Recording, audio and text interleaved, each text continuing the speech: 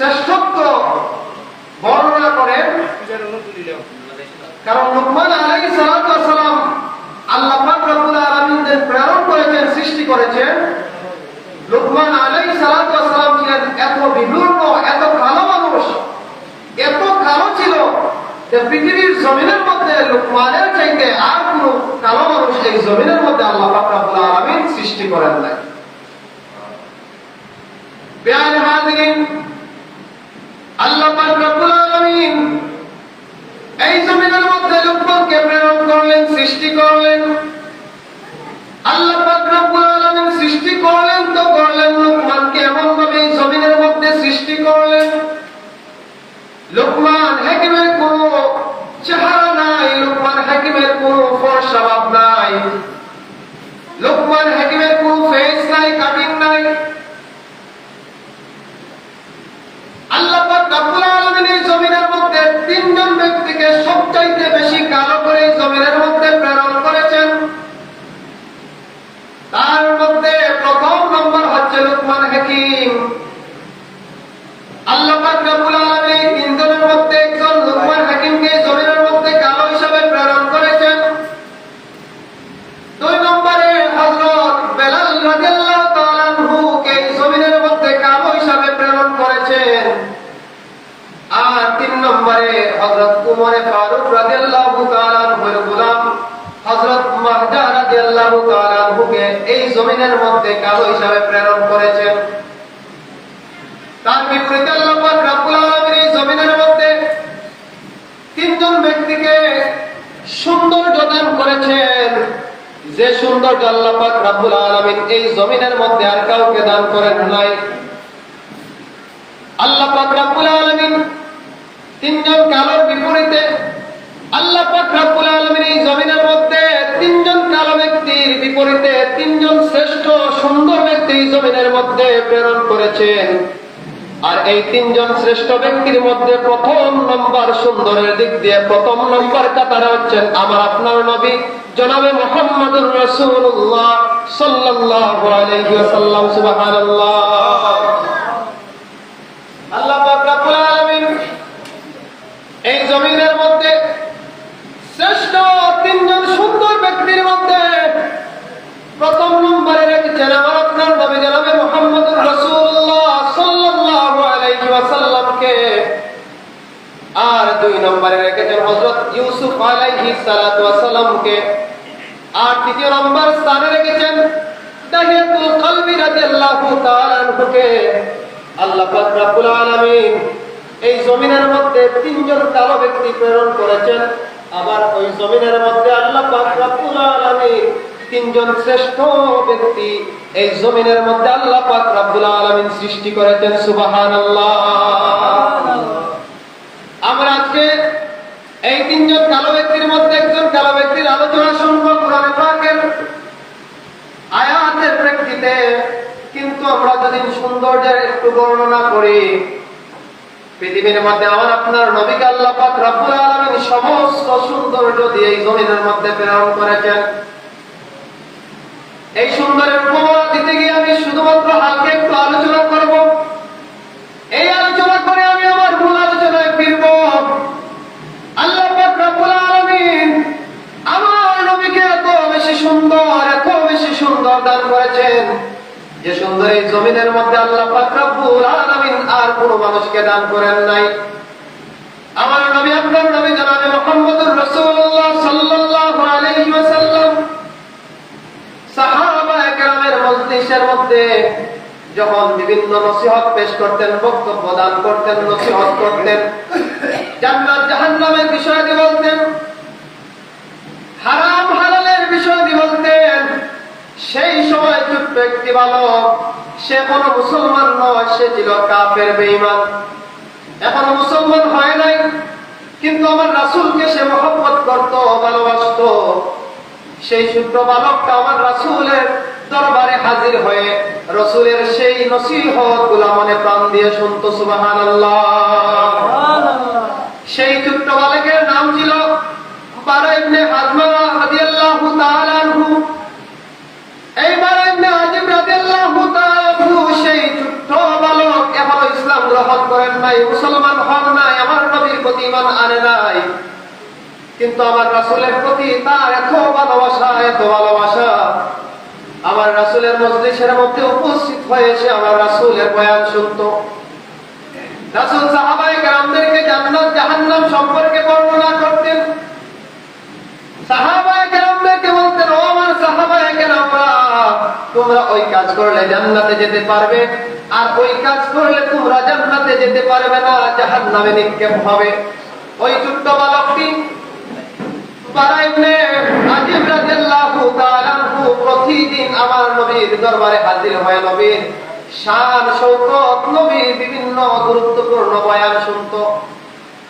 শুনতে শুনতে একদিন আমার নবীর প্রেমের মধ্যে উদ্বুদ্ধ হয়ে বলে উঠলো, ইয়া রাসূলুল্লাহ, ইয়া হাবিবাল্লাহ, উম্মতের কান্ডারি ও নবীজি, ও মায়ার নবীজি গো, আমি ছোট্ট বালক বারা ইবনে আযিব, ইয়া রাসূলুল্লাহ, ইয়া হাবিবাল্লাহ, আমি তো আপনার প্রতি ঈমান আনি নাই, কলিমা পড়ি নাই, ইয়া রাসূলুল্লাহ, ইয়া হাবিবাল্লাহ, তবে আপনি প্রতিদিন যে নসিহত প্রদান করেন, জান্নাত জাহান্নামের যে বর্ণনা প্রদান করেন, ইসলামের যে সুমহান বাণী সাহাবায়ে কেরামের কাছে পৌঁছে দেন, ইয়া রাসূলুল্লাহ, ইয়া হাবিবাল্লাহ, আমি আপনার রাসূলের সেই নসিহত শুনে আমার মন আপনার প্রতি মুগ্ধ হয়ে গেছে। সুবহানাল্লাহ।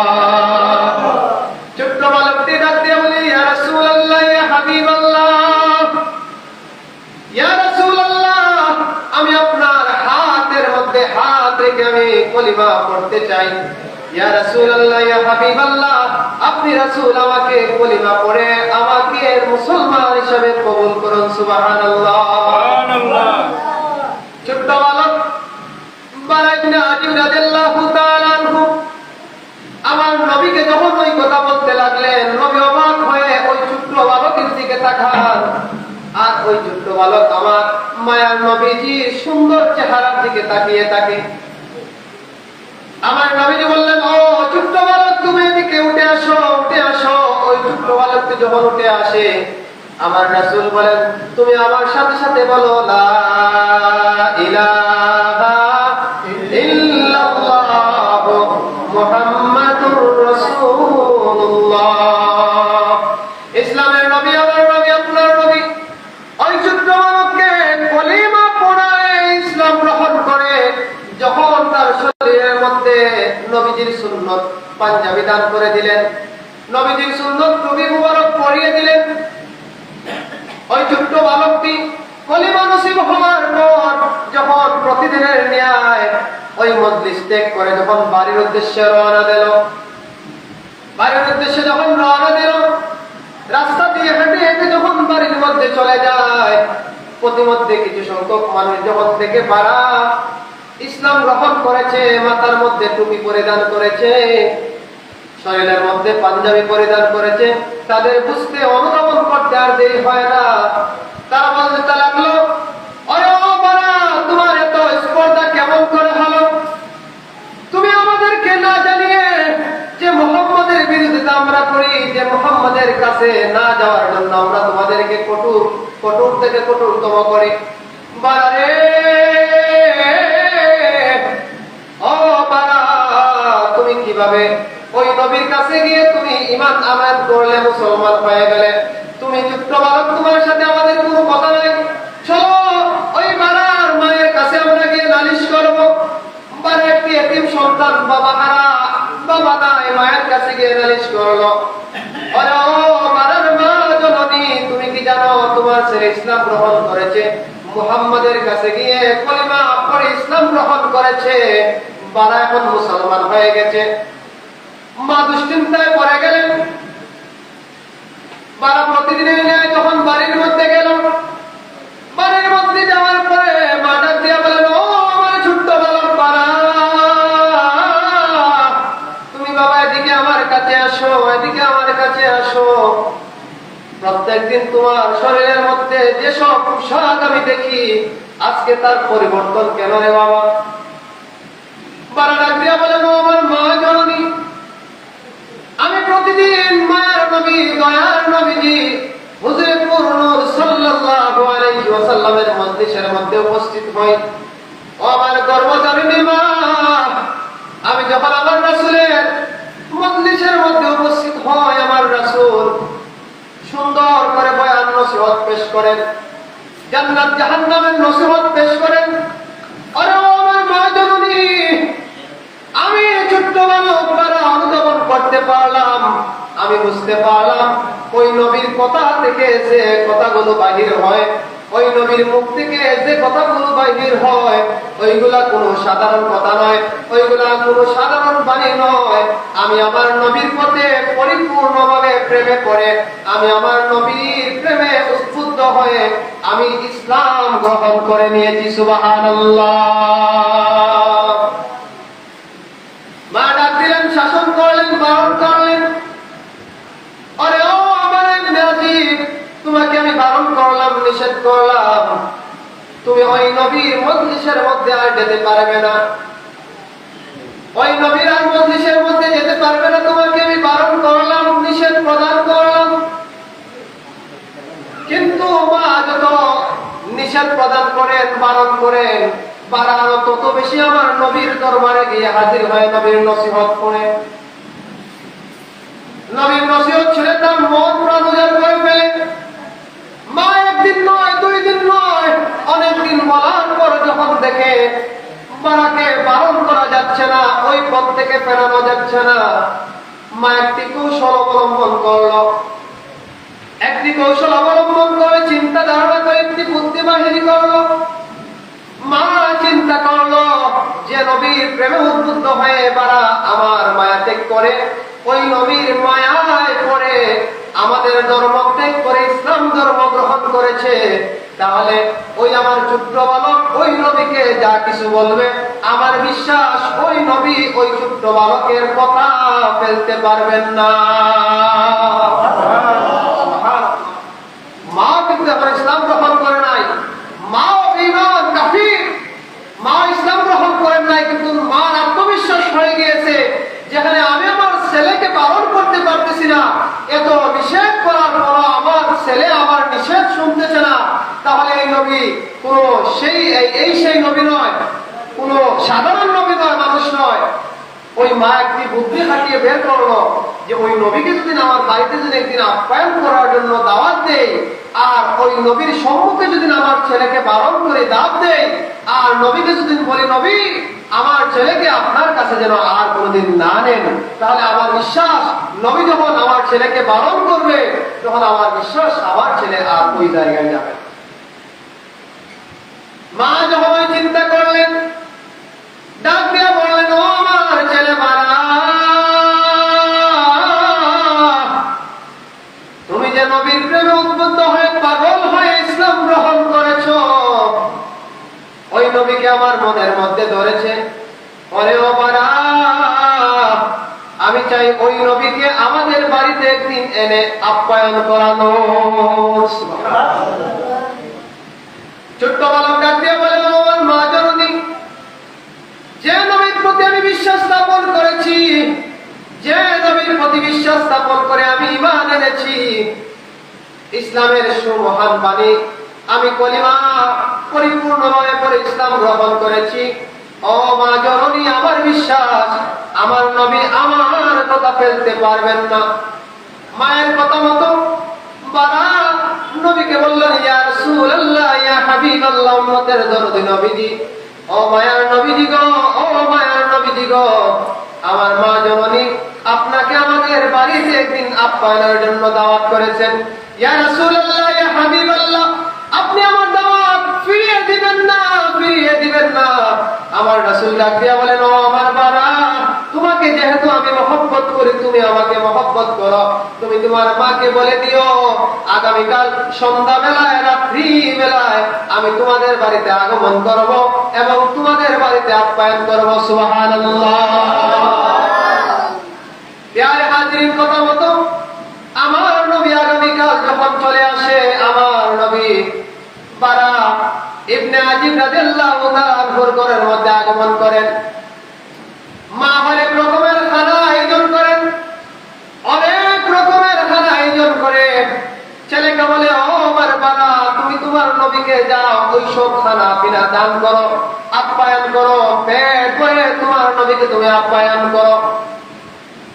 মা যখন বিভিন্ন খানাপিনা তৈরি করে দিলেন, বারা আমার রাসূলের সামনে এনে হাজির করলেন, বললেন ইয়া রাসূলুল্লাহ, ইয়া হাবিবাল্লাহ, আমার মা বড় মায়া করে, দয়া করে, আমার মা তার নিজ হাতে সুন্দর করে আপনার জন্য খানাপিনা তৈরি করেছেন। ইয়া রাসূলুল্লাহ, ইয়া হাবিবাল্লাহ, আপনি আপ্যায়ন শুরু করে দেন। তখন মা চিন্তা করলেন যে নবীর প্রেমে পড়ে আমি মাকে আমার ছেলে ভুলে গিয়েছে, আমার মায়া ত্যাগ করে সেই নবীর মায়ায় আবদ্ধ হয়ে গিয়েছে। ওই নবীকে তো আমি কোনোদিন দেখি নাই, আমি নবীর প্রতি আবদার করে করব, ওই নবীকে আমি বিভিন্ন কথা পরবর্তীতে বলবো, একবার হলেও ওই নবীকে আমি একবার দেখে নেই, ওই নবী কেমন নবী। যখন ছেলে নবীকে খানা খাওয়াইতেছেন, মা ওই সুযোগে দরজার ফাঁক দিয়ে আমার রাসূলকে দেখতেছেন। আমার রাসূলকে যখন দেখলেন, মা অবাক হয়ে গেলেন, অবাক হয়ে গেলেন। মা অবাক হয়ে ঘর থেকে বের হয়ে আমার বারান্দার মধ্যে চলে আসলেন। বারান্দার মধ্যে চলে আসে মা আবার দরজাটাকে হালকা একটু ফাঁক করলেন, ফাঁক করে একবার আমার রাসূলের দিকে তাকান আর অপর দিকে আসমানের দিকে তাকান, একবার আমার রাসূলের দিকে তাকান, অপর দিকে আসমানের দিকে তাকান। এভাবে যখন তাকাইতে থাকেন, তাকাইতে থাকেন, ওই ছোট্ট বালক বারা ইবনে আজিব রাদিয়াল্লাহু তাআলা আনহুর মায়ের দিকে নজর পড়ল। মায়ের দিকে নজর পড়ার পর বারা মনে মনে ভাবলো, আর কোনো কাজ নয়, আর কোনো কাজ নয়, আমার মা মনে হয় আমার নবীকে বিভিন্ন জাদুটোনা করতেছে। দৌড়ে ঘর থেকে বের হয়ে বলতেছিল, মা জননী, মা জননী, আপনি আমার নবীকে যাই কিছু করেন না কেন, আমার নবীকে আপনি জাদুটোনা করো না। মা বলতেছিল, আমার ছোট্ট বালক বারা, ও আমার বারা ইবনে আজিব, আমি তোমার নবীকে কোন জাদুটোনা করতেছি না, জাদুটোনা করতেছি না। তোমার নবীকে তো আমি কোনোদিন দেখি নাই, কোনোদিন দেখি নাই, আমি প্রথম দেখলাম। এই প্রথম দেখে আমি তোমার নবীর প্রতি এমন ভাবে আবদ্ধ হইলাম, এত মায়ার মধ্যে পড়ে গেলাম, এত মায়ার মধ্যে পড়ে গেলাম রে বারা, আমি তোমার নবীকে একবার দেখি আর একবার আসমানের পূর্ণিমার চাঁদের দিকে দেখি, একবার তোমার নবীর দিকে তাকাই, আবার ওই আসমানের পূর্ণিমার চাঁদের দিকে তাকাই। বারা খোদার কসম করে বলতেছি, খোদার কসম করে বলতেছি, ওই আসমানের চন্দ্রের পূর্ণিমার চাঁদ যতটুকু সুন্দর আল্লাহ পাক তৈরি করেছেন, আমার আপনার ঘরের মধ্যে, আমার ঘরের মধ্যে আল্লাহ পাক রব্বুল আলামিন ওই আসমানের পূর্ণিমার চাঁদের সুন্দরের চাইতে আরো বেশি সুন্দর নবী আমার আপনার ঘরে হাজির হয়েছেন। সুবহানাল্লাহ। বারাকে রাখ দিয়া বলে,